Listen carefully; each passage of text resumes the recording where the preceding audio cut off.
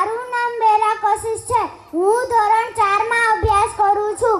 આજે હું ઇન્દિરા ગાંધી બની છું. મેં થોડી સ્પીચ તૈયાર કરી છે. મારું નામ ઇન્દિરા ગાંધી છે.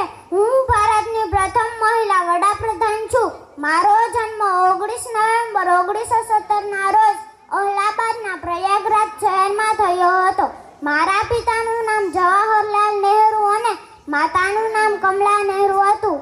મેં મારા વડાપ્રધાન કાર્યકાળ દરમિયાન દેશના આર્થિક, સામાજિક અને વિજ્ઞાનના સ્તરને મજબૂત કર્યા હતા.